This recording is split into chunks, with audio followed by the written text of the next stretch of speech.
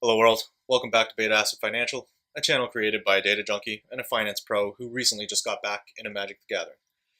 In this episode, I've cracked open my fourth Masters 25 box in hopes to finally unwrap my first Jace.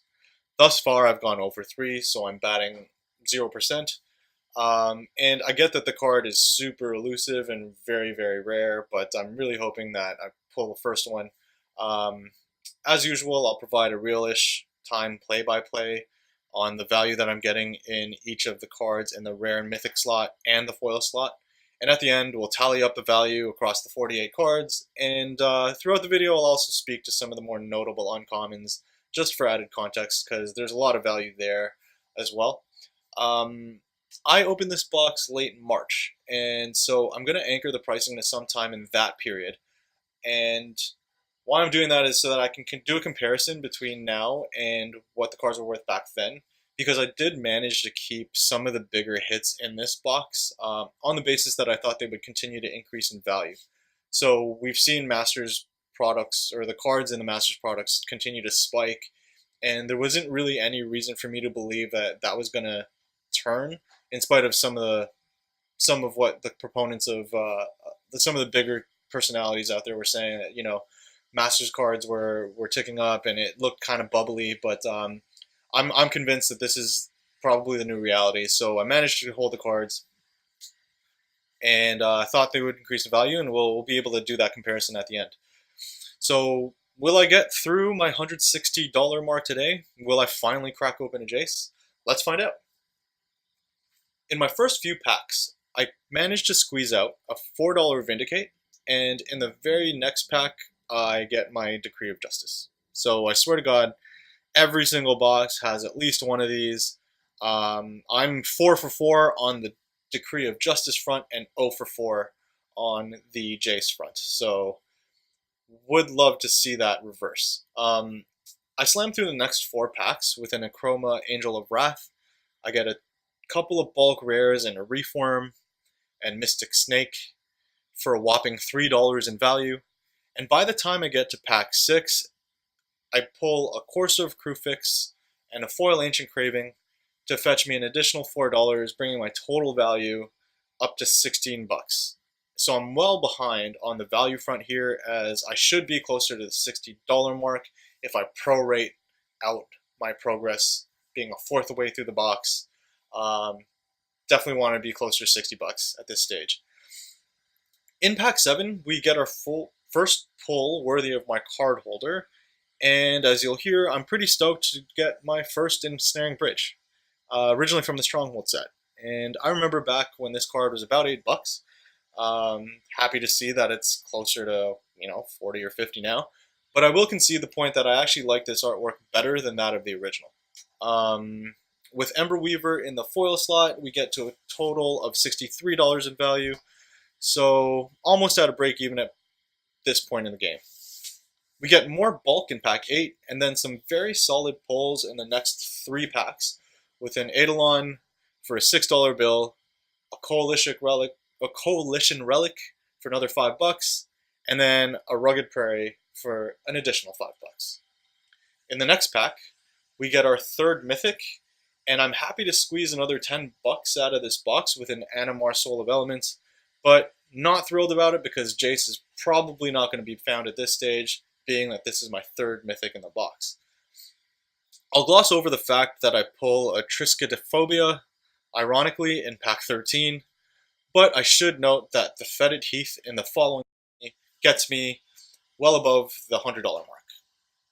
So I'm slightly through the halfway point in the box, and I pull my first foil rare in Strionic Resonator. Really nice card, happy to see it there. And I follow this up with a Luminarch Ascension, but unfortunately for me, the next couple packs fetch a handful more of bulk rares in Izzet Kempster and Rurik Thar on Bode. I mean, I may as well have just thrown these packs in the trash. Not a ton of value here. Anyways, love the fact that I get a Rest in Peace in the next one, but not super thrilled to see Brian Stoutarm. And with 4 packs to go, one can only hope that I average another $10 in pulls so that I can breach my break-even point. because in my last box I barely broke even and I'm so close.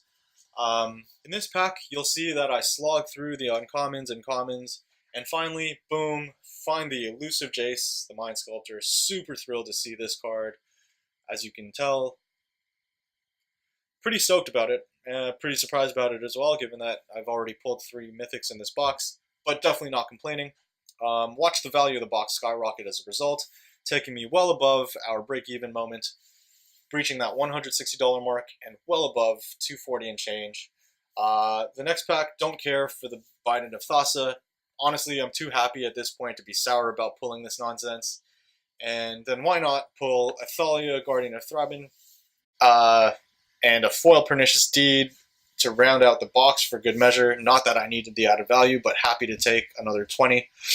So my aggregate estimated value on this box posts a gain of about $101 using March 22nd prices. I'm now 1 of 4, or 144 on chasing Jace. Just for good measure, let me showcase how much I got out of the box without the Jace, which posts a loss of about $13. And if I use the pricing as of April 19th, which is the latest data I have, you'll see that loss narrowed down to $3. So, again, if I pulled all the cards without the Jace, I basically break even. So it's a pretty decent box. With the Jace, obviously, I get a $127 profit. So happy to see it. Overall, great box, even without the Jace, I guess is the point I'm trying to make. Now, let's do a quick summary on some of the more notable pulls here, starting off with some of the commons and uncommons. We've got Bolts, Boros Charms, Utopia Sprawls, and Simian Spirit Guides all in the fold. And then you see me sort of lazily spread out the rares and mythics here. As far as notable pulls, outside of the Animar, the Rest in Peace, and the Thalia, which are buried in that spread, if I sort my table by highest pull value, you'll see that the top 4 cards using March 22nd prices puts me well above the 160 mark. But if I close that and simply select cards that I think are sizable based on the chart, I select the 1st, 5th, 11th, 13th, etc., etc., etc., this essentially confirms that this box was pretty solid overall, Jace notwithstanding. So, given that Masters 25 given the cards in Masters 25 continues to show healthy demand across most trading platforms, going to continue to open up sealed product in this environment, and I keep saying it, but until I'm proven wrong, guys, this is going to keep happening. So on that note, I'd like to sign off. Thanks for watching. If you found this interesting, rather than pander for pokes and likes and follows, all I ask of you is to refer this channel to your friends, and whatever actions you want to take by way of clicking red buttons and hand icons and whatever, I'll leave at your discretion. Everyone be safe out there. Happy hunting. Cheers.